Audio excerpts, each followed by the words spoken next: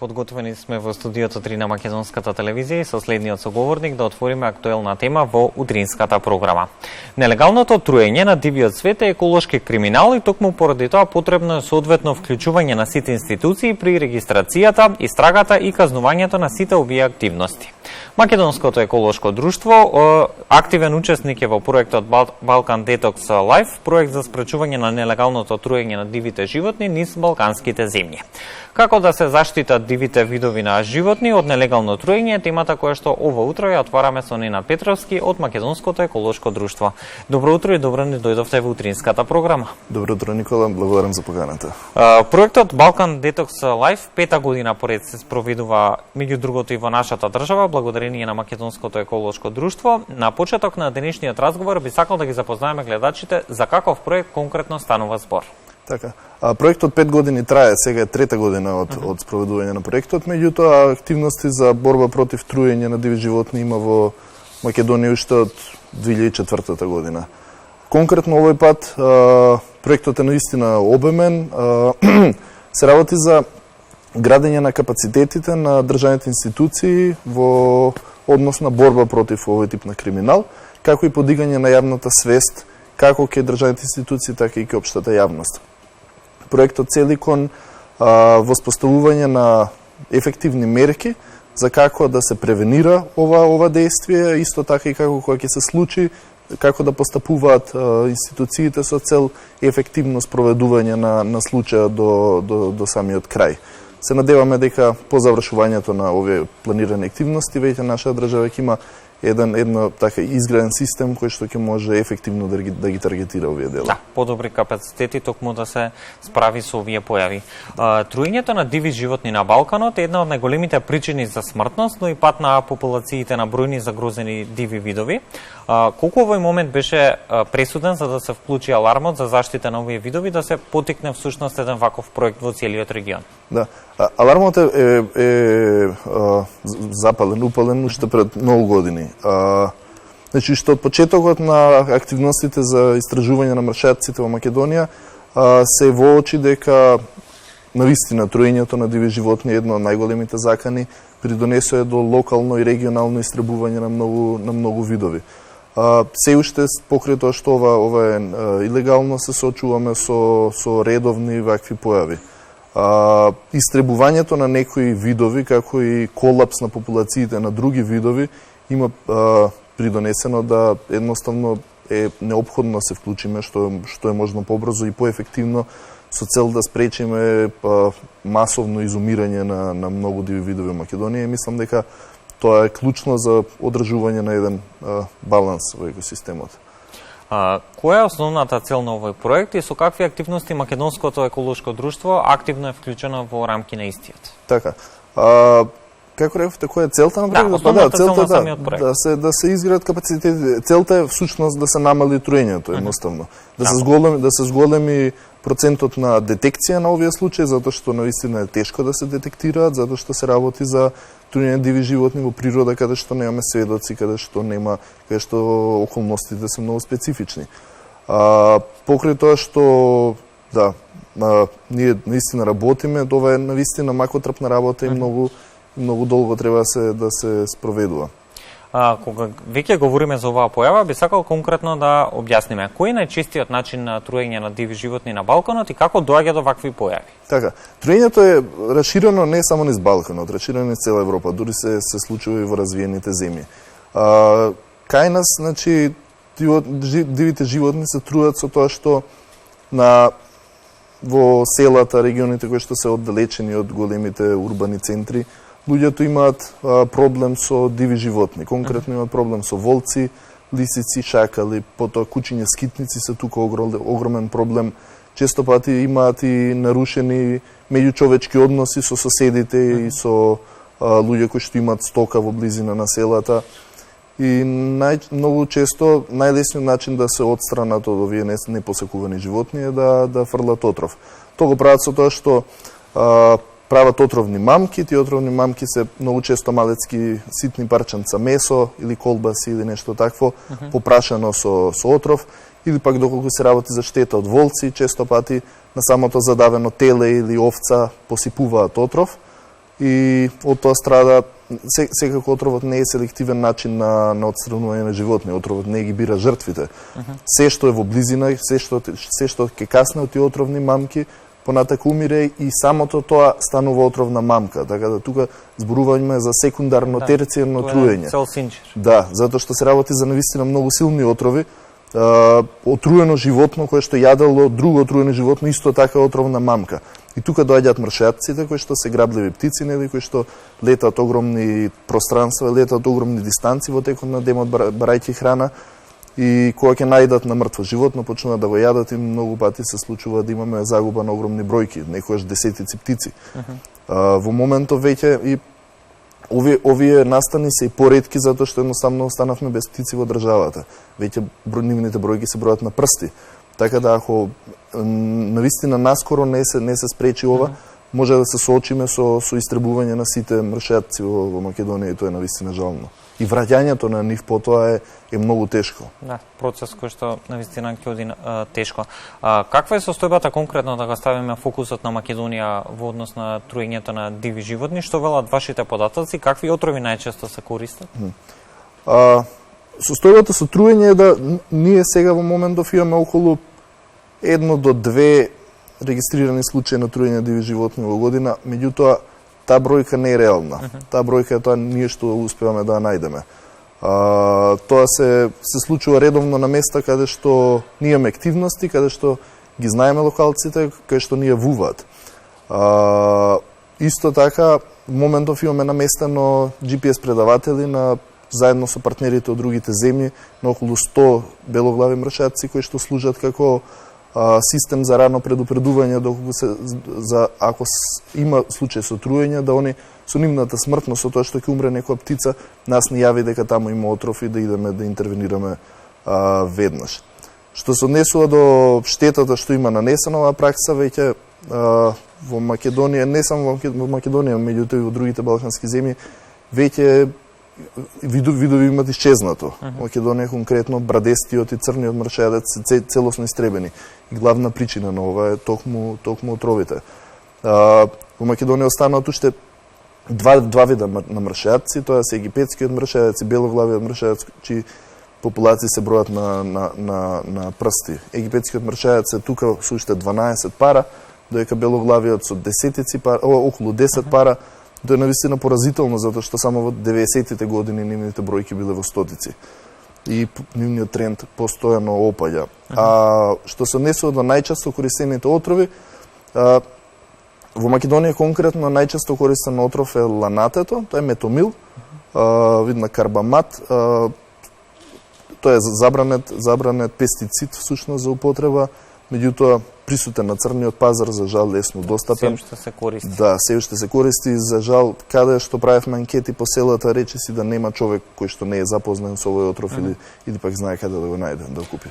Она што исто така треба да и биде пренесено на јавноста, дека труењето на диви животни е специфично кривично дело и дека станува збор за еколошки криминал. Колку јавноста е запознаена со овој факт? Генерално луѓе се запознаени дека ова е забрането. Со кои да разговараме низ Македонија, знаат дека не треба да се фрлаат отрови, знаат дека е забрането, меѓутоа едноставно политиката на неказнување придонесува да не се одвратени од тоа што ова е криминал. Покрај тоа што имаме многу регистрирани случаи, често пат институциите се вклучуваат во истрагата, за жал никогаш не имаме случај кој што бил разрешен и сторителот санкциониран. Така да се додека тоа продолжи, наистина џабе што се работи за еколошки криминал, нема начин како да се одвратат луѓето, освен со едукација и подигање на свеста. Тоа успева во поголемиот дел од случаите, меѓутоа не треба стотици луѓе да фрлаат отров, треба да има само еден несовесен граѓанин на место за да го прави, тоа е доволно за направи штетата. Да. Токму и ова е целта на проектот Balkan Detox Life. Неодамна Македонското еколошко друштво во рамки на истиот организираше работилница на која што стана збор токму за овие случаи на труење на диви животни. Со каква цел беше организирана самата работилница и какви сознанија всушност беа споделени на истата? Да, затоа што во минатото сме имале навистина многу регистрирани случаи и секој пат сум доаѓал јас или моите колеги на лице место, не сме знаеле како да постапиме. Сме звонеле по полиции, по инспекторати, секој пат се вклучуваат различни институции, секој ја тера работата на начин на кој што смета дека треба. И заклучивме уште одамна, заедно со доста луѓе од доста институции, дека е неопходно воспоставување на протоколи за постапување при вакви случаи. Значи, тоа е било правилник, каде што се знае кои лица треба да искочат на терен, односно кои институции треба да искочат на терен, кои ги собираат примероците, каде се вршат анализите, кој пишува кривична пријава, како продолжува понатака истрагата и така натаму. Така да ни организиравме една работилница повеќе дневна во Велес, каде што беа поканети сите релевантни институции. Тоа се генерално лица со кои што имаме одлична соработка во минатото и се надеваме дека така ќе продолжи, за да воспоставиме една јасна шема за како ќе се постапува. Тоа сега ќе го сме во фаза на официализација и испраќање на овие правилници до сите лица од институции кои што ќе бидат вклучени понатака. И само на овој начин можеме да очекуваме дека ќе има во иднината барем еден започеток решен случај и оттаму ќе почне како корисна пракса и се надеваме дека ќе функционира. Да, во таа насока ќе биде и моето следно прашање. Постои ли некакво искуство за постапување во вакви ситуации во нашата земја и колку овие утврдени конкретни протоколи ќе им бидат од помош на институциите надлежни да постапуваат? Од помош колку ќе бидат, ќе видиме, само времето ќе каже, а дека се неопходни се. До сега немаше утврдено протокол, сега ќе има. Ние имаме организирано низ времето доста обуки каде што луѓето од институциите отишле во странство, заедно сме биле, конкретно бевме во Шпанија, каде што овој проблем бил навистина огромен во 90-тите години, меѓутоа 2000-та наваму преку макотрпна работа го имаат решено овој проблем. Се уште има случаи со труење, меѓутоа тие случаи се процесираат и свидетелите се санкционираат, така да случаите се намалуваат. Сме виделе како работат момците тамо, тоа е навистина фасцинантно. Се уште се организираат такви обуки и заедно со нашите адаптирани протоколи за нашата држава, со нашите капацитети кои што ги имаме, мислам дека има добри шанси да почнеме кон решавање со проблемов. Секако ова ќе биде многогодишна работа, не може да очекуваме дека преку ноќ ние одеднаш ќе станеме сите експерти за вакви случаи, затоа што навистина се работи за многу тешки случаи со многу специфични околности, меѓутоа работата е да почнеме. Да, дефинитивно треба да се почне од некаде, а прашањата секако ќе се решаваат во. Споменавте, многу е важна меѓусебната соработка во ваквите проекти. Каква е соработката со сродните организации од целиот регион, со оглед на тоа што сите се соочуваме со истите проблеми горе-долу? Да, значи ние имаме одлична соработка со колегите од странство.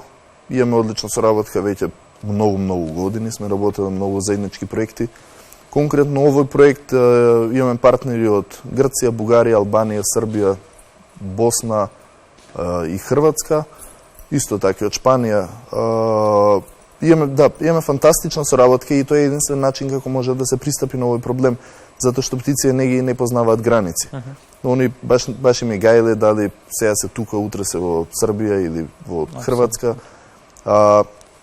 И една навистина интересна активност која што вршиме заедно е заедничко поставување на GPS предаватели на белоглави мршатци и заедничко следење на овие птици. Имаме заеднички панел онлайн платформа каде што во ист момент сите балкански земји можат да следат преку 100 белоглави мршатци со предаватели. Има фантастичен проток на информации, така да тоа не е проблем.